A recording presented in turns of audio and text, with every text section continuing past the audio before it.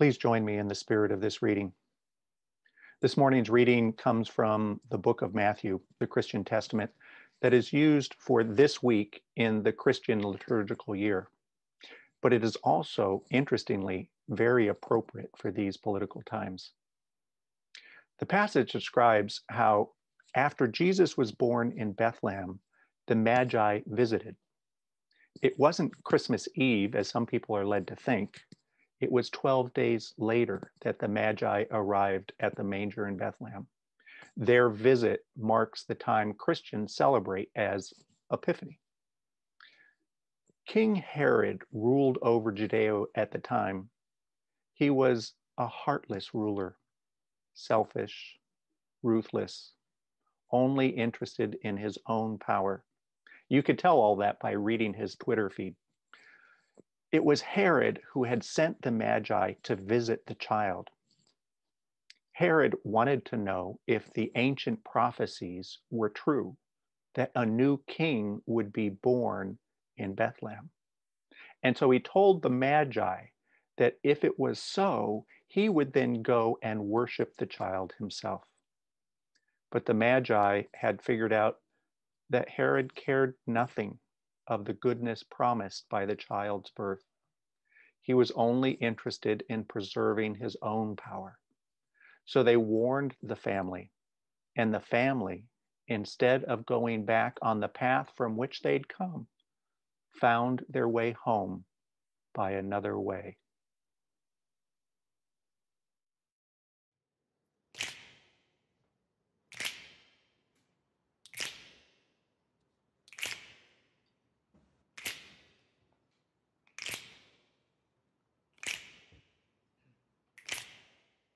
We shall be known by the company we keep, by the ones who circle round to tend these fires.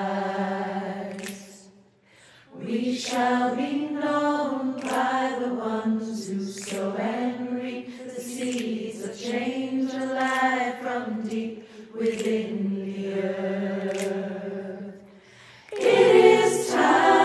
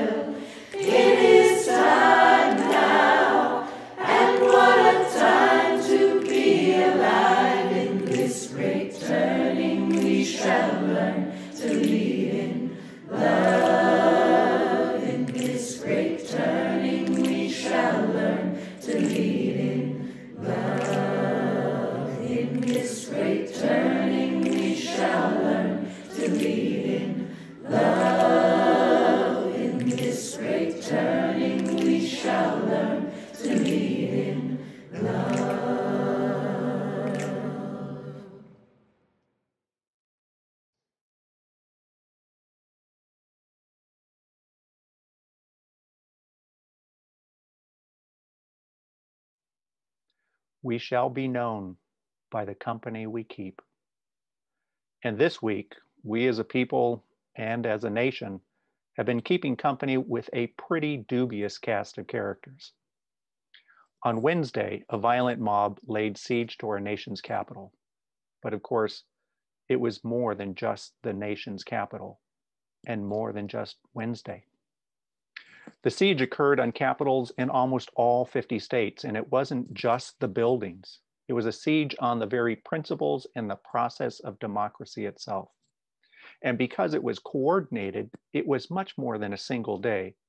There was communication, promotion, networking, encouragement, thousands of little acts that blossomed into the big picture of sedition.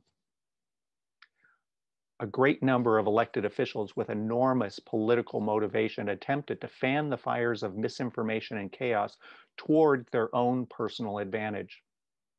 Though it seems clear there was little evidence of any moral reflection as to whom they would be beholden besides themselves in the event that they actually gained power. This grandstanding came on claims that the election had been stolen. And yet, when the election process was carefully scrutinized and the courts weighed in all of the evidence, it was determined that everything worked exactly as intended. Well, not everything exactly. See, when the smoke cleared and you could read between the lines, it became easy to understand the subtext of the allegations that were being made. The unspoken part of the claim of electoral theft was particularly strong from a contingent of white nationalists. Turns out what they really meant to say was that the election was stolen because too many people were allowed to vote. Translating that a little further, too many means Black people. In other words, people who had successfully been prohibited or intimidated or discouraged from voting this time had actually been allowed to cast ballots. The election was stolen because something finally happened that was supposed to have been happening for the past 135 years. For a few really scary moments this past Wednesday, there were two groups of very scared, very angry, and determined people facing off. Both were armed, both ironically allegiant to Trump, though in different ways for different reasons. And both were very clear. They were each there faithfully protecting democracy. But when the tensions eased and the smoke cleared, the obvious question remained. If it's democracy that everyone's defending, why the standoff? Unless somehow democracy is really two different things to two different sets of people. And given our history, that's really not so surprising. 245 years ago, a democracy was conceived, constructed, and declared by men, and I underline men, who were quite familiar with conflict. They knew the conflict that comes with fighting for liberty, and they also knew the conflict that comes from being internally divided by holding contradicting values. These were men who believed in liberty but declared dominion over others, who espoused equality but made it conditional on gender, race, class, and creed, who said that this was a land of opportunity, but that some people could own other people. Which begs the question, is the democracy being defended a democracy that our forefathers espoused? And if so, what kind of democracy? Was it a democracy of high ideals, inclusivity, diversity, and liberty and justice for all? Or was it more like a democracy that those forefathers actually practiced, where racism was the pre-existing condition to our country's chronic dis-ease? Where exactly you stand on these questions and where you stood on Wednesday at the nation's capital all seems to depend on what sort of democracy emerges from the thousands of individual actions that led you into that standoff, and to whom and what exactly you might apply this democracy that you claim to defend. And if it seems confusing to trace the long, sordid trail of motivations and discern the true character on display, it might be wise to consult the timeless litmus test of moral integrity. We shall be known by the company we keep. We need a new covenant, says Reverend Raphael Warnock, newly elected senator from Georgia. Can I hear a woot woot? When he is sworn in later this month, Warnock will make history, becoming Georgia's first Black senator and the first Black Democrat to represent a Southern state in the Senate. While campaigning, I have been sharing the same message I have been preaching for years, he said. I've been pointing us toward the highest ideals in our humanity and the covenant we have with one another as American people, that all of us deserve opportunity to create a prosperous life for ourselves and our families. Two things struck me when I heard him say this following the bedlam and chaos at the Capitol this past Wednesday. I thought first of how true it is. We are a nation divided that needs a unifying covenant. And I thought more significantly, it was signaling the faint register of a moral shift because a new, larger truth seemed to be emerging. This was not a pastor speaking of covenant, this was a senator. And it wasn't an accident, not simply an old habit slipping out. It was an intentional declaration of an old idea breaking into a new emerging reality. Senator Warnock was issuing a call of moral reconciliation in a painfully divided world. After the service today, we're going to have our second conversation about covenant here at Mission Peak. I thought it might be a good idea to talk a little bit about the thing about covenants, their intent to unify, to install a common purpose. Covenants do not discourage or disparage individualism. They channel individualism into something larger. They produce something more beautiful through a multifaceted expression, something more powerful from resilience and the sustainability of high ideals. So let me take my pastor's hat off for a second and address you from a senator's perspective and talk a little bit about why covenant, about the big picture, about the high ideal and what it can do for us. And I want to talk a little something about emergence or emergent properties. Emergence is one of the most fascinating and mysterious features of our universe. In a nutshell, it describes how small things, like individual acts or promises, form bigger things through faithful repetition, how simple things coming together begin to establish more complex properties. That's how we get to be more than the sum of our parts. Emergence is truth coming out of fact, wisdom coming out of knowledge, complexity arising from simplicity, and emergence is everywhere. Consider for a moment how life emerges and is expressed. Atoms are really just tiny, stupid things known as protons and neutrons and electrons. And when I say stupid, I don't mean stupid as in unlikable. I mean stupid as in without intrinsic purpose in and of themselves, other than to be part of something larger. Atoms come together to form molecules. Molecules form proteins. Proteins make up cells. Cells combine and cooperate, developing specialized functioning, eventually forming complex organs with a singular larger purpose. Consider for a second the pacemaker cells in your heart. Billions of them are needed to send out an impulse just at the exact right moment to collectively create a heartbeat. Our cells exchange chemical information with neighboring cells around them to see what they're up to and decide together what they can do. If one cell among that lot of other cells is working on a task, then that cell will sync up and start working on that task as well. There is no mastermind giving commands, just single units communicating and performing essential tasks until what they create together does something that none of them could do alone. Let's extend this a little bit further.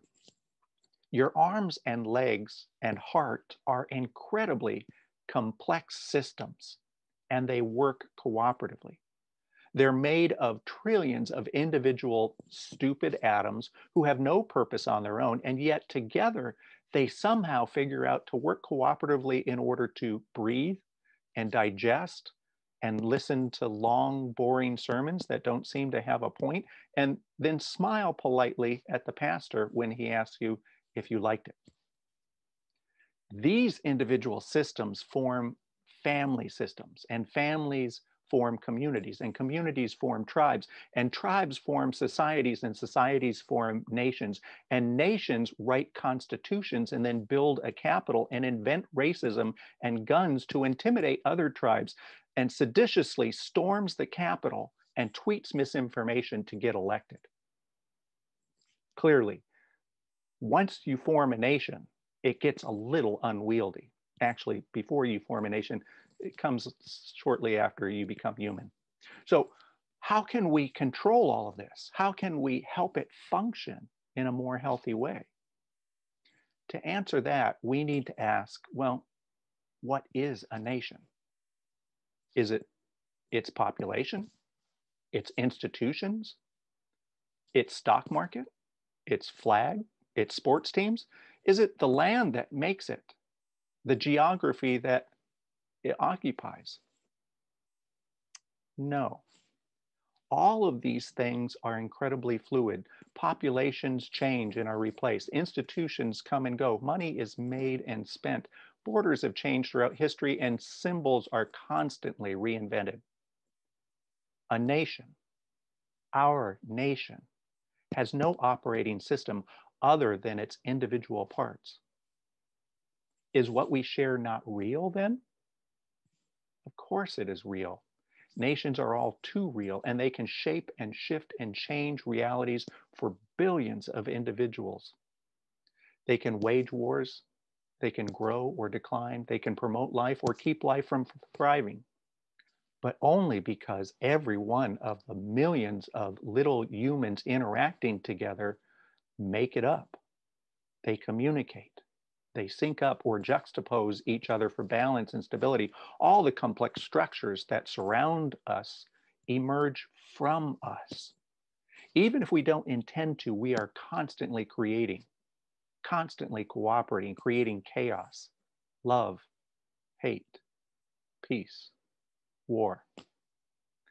At nearly every step along the way, we become more than the sum of our parts. So it is important, as much as we are able, to be aware of where we are heading and the repeated steps we're taking to get there.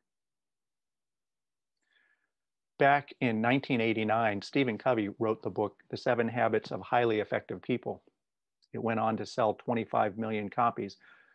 It helped people be more successful by helping them achieve the reality they wanted to create, because it taught them how to set that reality as true north in their awareness and then follow it with thousands of little tiny acts directed toward that reality. His second habit is the title of this sermon, Begin with the End in Mind. Have a vision of where you want to end up, and then take simple steps consistently in that same direction. Make those steps a habit. And remember, all things are created twice. First in our mind and heart, and then in our repeated habits. One of the things that emerges from such devout practice is that our true north becomes revealed. It announces who we are. We become known by the culmination of our actions, and our actions attract others whose actions will sync and synergize and reinforce our intention. We shall be known by the company we keep. All of these daily actions align to form the emergent properties in our life.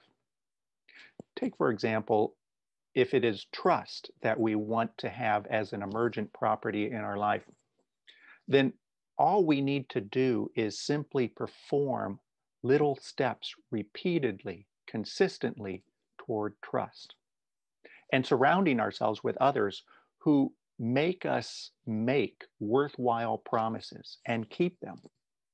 The more worthy the promises and the more times we keep them, the better we become known as a person of trust.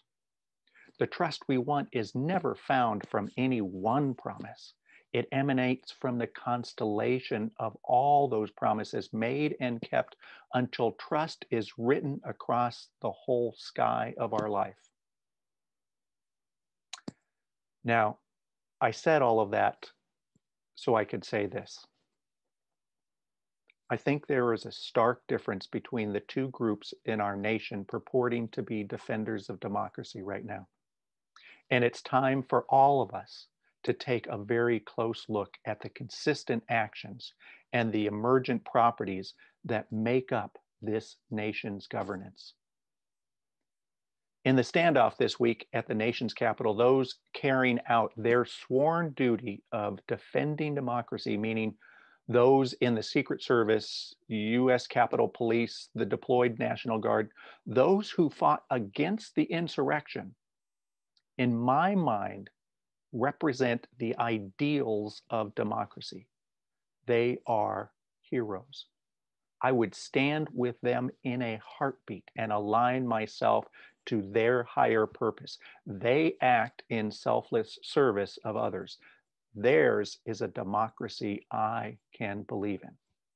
They use power for the people despite their personal ideology.